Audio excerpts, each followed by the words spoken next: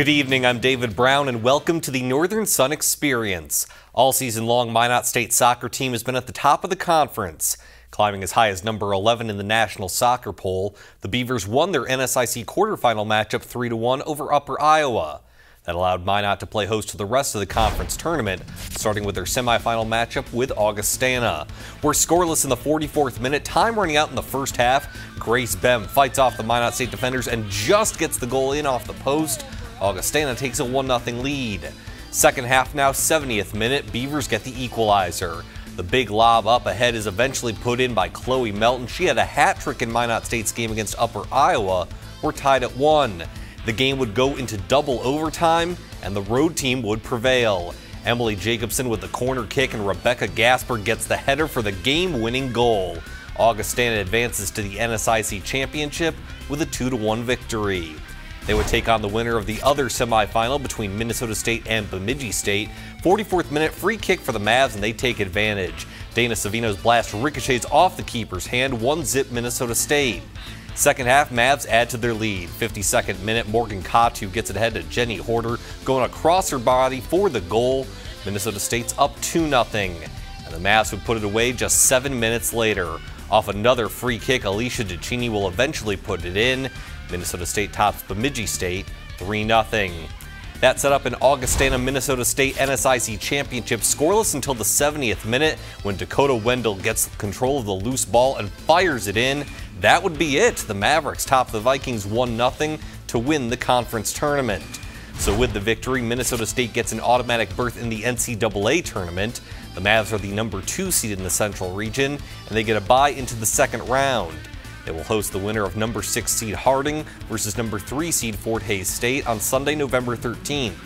Despite their loss in the semifinals, Minot State's regular season record was good enough for them to make the dance. The Beavers are the number 5 seed and will take on number 4 Central Oklahoma on Friday the 11th. The winner of that game will face the number 1 seed and host school, Central Missouri. Let's head out to Yankton Trail Park in Sioux Falls. The Central Region Cross Country Championships held there over the weekend, and a couple of NSIC teams would emerge victorious. On the women's side, the University of Mary won its first ever Central Region team title, while Alexis Zeiss repeated as the individual Central Region champion. Zeiss and the Marauders will compete next weekend at the National Championships in St. Leo, Florida. On the men's side, more of the same for the runners used to this course. Augustana won its 5th consecutive Central Region Championship. The Vikings had 3 of the top 11 individual finishers and will once again head back to Nationals in Florida. Augustana has competed at Nationals 8 years in a row. Here's a list of everyone heading to the NCAA Championships on November 19th. On the women's side, the UMary team, along with the Minnesota Duluth team, which finished 2nd overall, will be going. Individually speaking, MSU Moorhead's Molly Montagne and St. Cloud State's Samantha Sundstrom will make the trek south as well. They finished 4th and 7th individually, respectively. On the men's side, obviously Augustana will be going to Nationals, as well as the team from MSU Moorhead. The Dragons finished 4th overall, notching the last team spot for the championships. This will be the 3rd straight year MSU Moorhead will compete in the NCAAs. When we come back, we switch gears to the gridiron and check in on some NSIC teams in playoff position. The Northern Sun Experience on Midcoast Sports Network is presented by Sanford Orthopedics and Sports Medicine and Dakota Land Honda.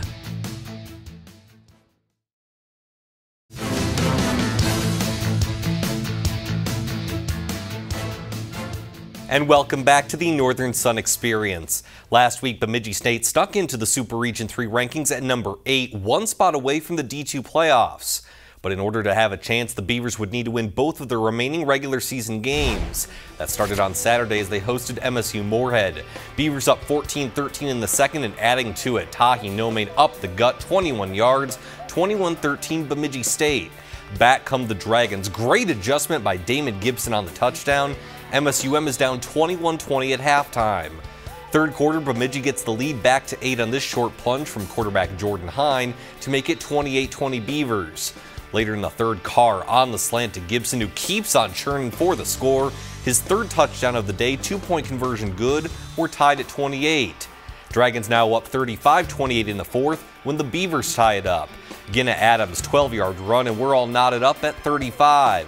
Dragons march right back down on the ensuing possession. Carr fools practically everyone and walks in for the score, 42-35 MSU Moorhead. Final minute, and this is insanity. On 4th and 37, the Beavers execute the hook and ladder to perfection. They gain 49 yards and keep the game alive. An unbelievable effort. And on the very next play, it results in a Vince Dinkel touchdown with 39 seconds left to pull within 42-41. But Mason Hoffer doinks the extra point off the right upright, and a heartbreaking loss for Bemidji State, falling to MSU Moorhead 42-41. Minnesota Duluth, currently number 5 in the region rankings, hosted UMary Saturday. Bulldogs already up 6-0 and adding to it. Bo Bofferding off the left side turns on the afterburners. 79 yards, 13-0 UMD. It's 20-0 later in the first when the Bulldogs run the same play, this time for Jaylene Jones. 41 yards on this touchdown, it's 26-0. Second quarter now, Bulldogs work it through the air. Drew Bauer to Obi Ibaneme, 35 yards, 33-0 at that point. Minnesota Duluth wins easily, 75-14 over UMary. Sioux Falls hoping to remain perfect on the year, hosting Upper Iowa. First play of the game, Cougars with a little trickery. The swing pass to tight end Clint Sig, who fires downfield to Kyle Groenweg. The tight end option pass goes 74 yards, and USF has an early 7-0 lead. Later in the first, Cougars knocking on the door once again. Luke Papillion with the option pitch to Max Mickey 2 yards out makes it 14-0. And USF would put it on cruise control from there. The Cougs stay perfect with a 51-7 victory over Upper Iowa. Taking a look at the latest Super Region 3 rankings, the top 7 overall remain unchanged from last week. Sioux Falls is still the number 2 seed, and Minnesota Duluth is the number 5 seed, which means both the Cougars and Bulldogs would make the Division II playoffs if they started today. Bemidji State, which was 8th last week, has fallen out of the top 10 thanks to their loss to MSU Moorhead. But Augustana has now creeped in at number 10 overall. The Vikings will need a lot of help to move up into the top 7, but this does solidify the possibility Augie will get an invitation to the Mineral Water Bowl. Just one more week to go until everything shakes out. When we come back, the rest of the NSIC football slate and a look ahead to the final week of the regular season.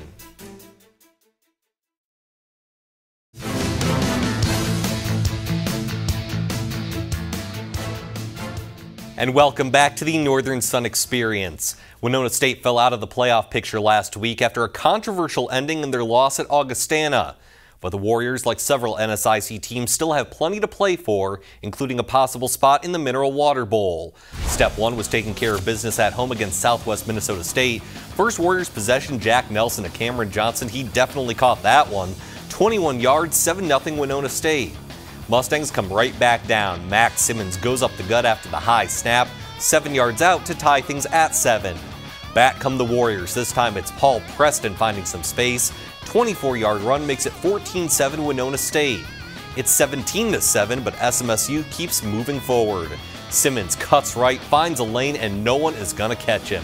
77 yards to the house, Mustangs cut the lead to 17-14. The Warriors would go back to the aerial attack. Once again, it's Nelson to Johnson, able to hold on, 21 yards, 24-14 at halftime. Third quarter, SMSU not going away. Simmons with his third rushing touchdown, extra point blocked, however, so it's 24-20. And that's as close as the Mustangs would get. Paul Preston once again using his shiftiness to avoid tacklers, 35-yard score. Winona State tops SMSU 42-27. Augustana visited Concordia St. Paul on Saturday, and the Viking offense came out firing. Already up 7-3, Trey Hyde finds Trevor DeShepper in traffic, 26-yard strike, 14-3 Augie. Last play of the first quarter, Hyde lobs it up for his favorite target, Matt Heller. Great adjustment, maintains control on the ground, 43 yards, 21-3 after one. It's 21-10 late in the second quarter, and we've seen this before. Hyde over the middle to Heller. He's taken down, but he bounces off the defender, gets up, and keeps on going. 41 yards, 28-10 Vikings at the break. Fourth quarter, Augie well on its way to victory, but Heller's got one more spectacular play left in him. Hyde lobs it up again. Heller catches it at the 43, and as he's deking out Concordia defenders on his way to the end zone, watch this. He dekes himself out of his own shoe. It goes flying, 76-yard touchdown. Augustana wins at 63-31. Minnesota Crookston taking on Northern State. Wolves already up 7-zip and adding to it. Christian McElvain with a shovel pass to Zach Culbreth, 14 yards to make it 14-0. Back come the Golden Eagles. The option pitch to Andre Person. He gets in from 11 yards out to cut the lead in half. Late first quarter, McElvain doing what he does best. The read option to the house, 27 yards, 21-7 Wolves after one, and they would roll from there. Northern State over Minnesota Crookston, 66-14. St. Cloud State visited Minot State with a chance to move over 500. First quarter off-play action, Nate Meyer to Anthony Carver, carving up the Beaver defense, 37 yards to make it 7-0 Huskies. Later in the first, handoff to Jaden Huff up the middle, and he might have gotten an inadvertent block from the ref there. Nevertheless, it's 42 yards to Pater and a 14-0 lead. Still in the first, Huskies still on the attack. Meyer up top to John Pass, one-handed grab in the end zone, 13-yard strike. St. Cloud State blanks Minot State 31-0. Minnesota State at Wayne State wraps up Week 10. Nick Piericini dives into the end zone, 6 yards out, 7-0 Mavs. Now 7-3 when Wayne State takes the lead. Zach Osborne to Keaton Slaughter on the back of the end zone, 10-7 Wildcats. Later in the first, Wayne extends the lead.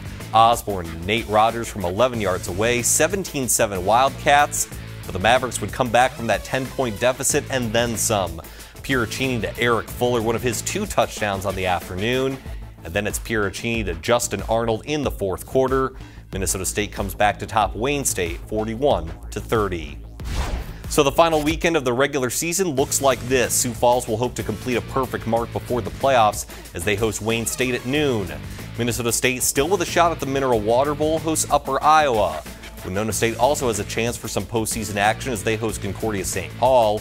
The Battle of North Dakota will pit UMary at Minot State. Either Northern State or MSU Moorhead will finish with 7 wins. Bemidji State hopes to end on a high note, hosting Minnesota Crookston. A matchup of high-flying offenses in Marshall as Augustana visits Southwest Minnesota State. And Minnesota Duluth hoping to maintain its regional position as they travel to St. Cloud State.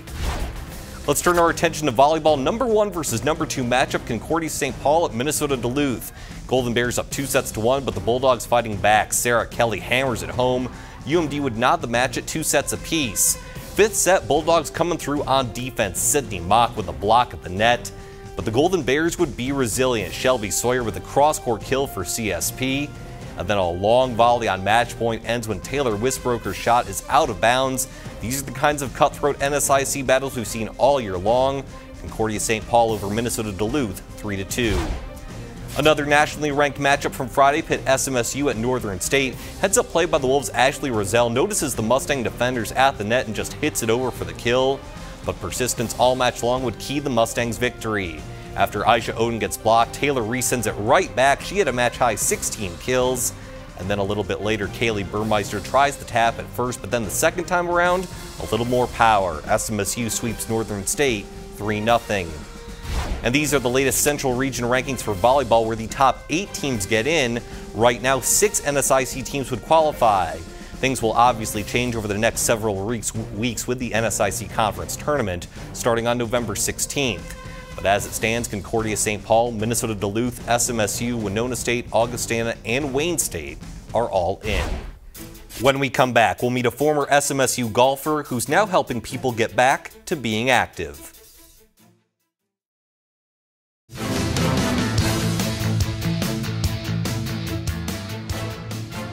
Welcome back. It's time to honor 2 more members of the NSIC's 25th anniversary team. Congrats to former Concordia St. Paul quarterback James McNear, who was a one-man offensive machine for CSP. He's the only Division II player to amass more than 2,500 rushing and 8,000 passing yards in a career. A 2-time NSIC Offensive Player of the Year, McNear also excelled in baseball and track, where he was the 2005 NSIC Indoor Track and Field Athlete of the Year. In addition to McNear, congrats to former Minnesota Duluth soccer star Jennifer Warwick.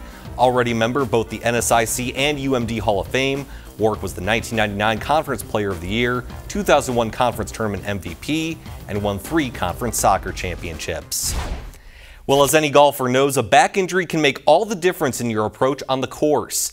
And in tonight's Under the Northern Sun Campus Spotlight, one former SMSU golfer is using her athletic knowledge to help others recover.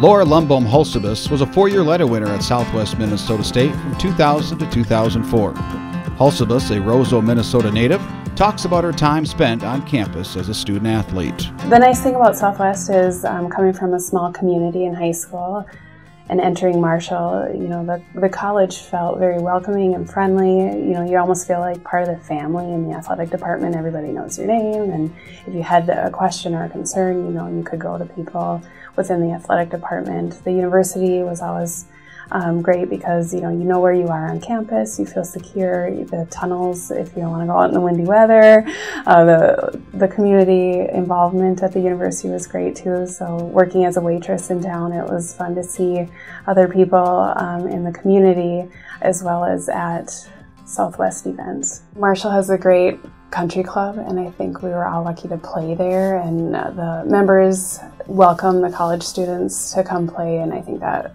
it's probably some of my favorite memories are on the course in Marshall because it's such a beautiful facility and great practice grounds to play on.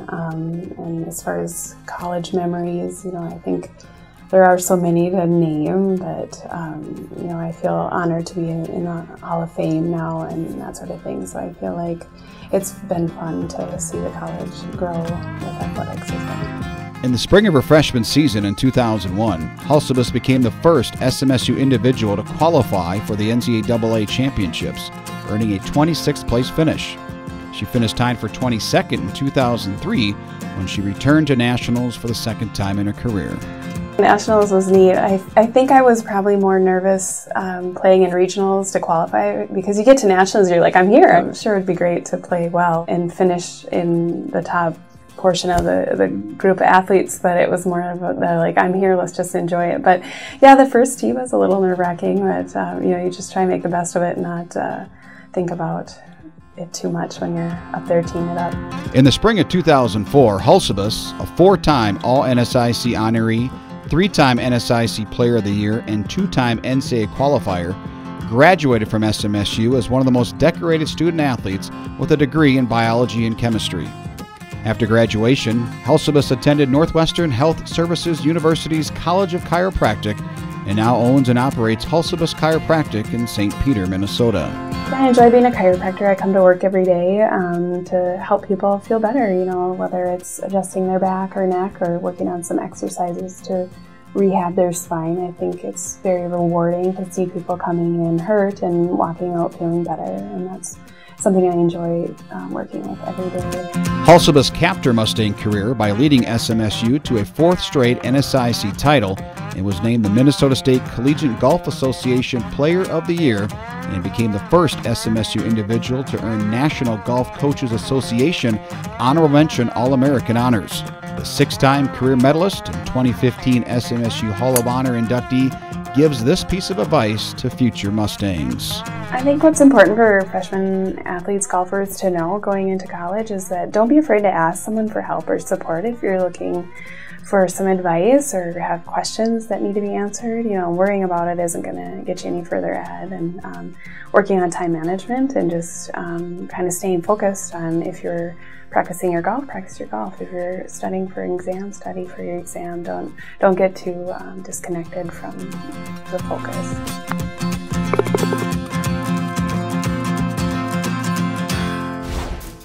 When we come back, a supersized edition of DB's Picks, my top 7 plays of the week. The Northern Sun Experience on Midcoast Sports Network is presented by Sanford Orthopedics and Sports Medicine and Dakota Land Honda.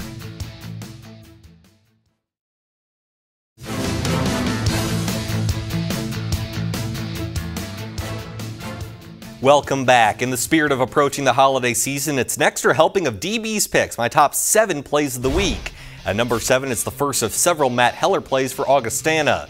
The senior adjusts and maintains control for the touchdown against CSP. Rest assured, Heller's journey on this countdown is far from over. For number 6, we head to Minot, where John Pass adjusts to the pass and hauls it in with one hand for St. Cloud State. This Husky haul gathered 6 points and the number 6 play of the week. At number 5, the Cougars start on the prowl immediately. On the first play of the game, Luke Papillion swings it to tight end Clint Sigg, who fires to Kyle Gronweg, who does the rest. This 74-yard touchdown set the tone for USF, who's now 10-0 thanks to play number 5. At number 4, it's a conversion on 4th and 37. Bemidji State's Jordan Hine completes it to Vince Dinkel, who laterals back to Jawan Richard for 49 yards on the hook and ladder. Although the Beavers would eventually lose their game to MSU Moorhead, this play kept them alive on their final drive. For number 3, it's Minnesota State's Brent Esser doing his best Odell Beckham impression. The MSU receiver brings it in with one hand against Wayne State near the goal line. An impressive grab for the Mav at number 3. But we'll start and end our countdown with the ridiculous plays of Matt Heller. At number 2, Heller loses his shoe. After making the catch, he dekes out the Concordia St. Paul defender so well that his shoe goes flying in the process. This 76-yard touchdown capped his day, but it wasn't his best play. That would go for his second touchdown of the game, where he bounces up and in. After making the catch, Heller is taken down, but he never hits the ground, and he gets up to score a 41-yard touchdown. 3 top plays in my countdown, including the best one of the week. Heller doesn't need to take a seat. He needs to take a bow for providing some spectacular highlights, including the number 1 play of the past week in the NSIC. Once again, a thank you to all of our NSIC member schools for their time, video, and contributions to this week's show. Tune in next week right here for yet another all-new Northern Sun experience.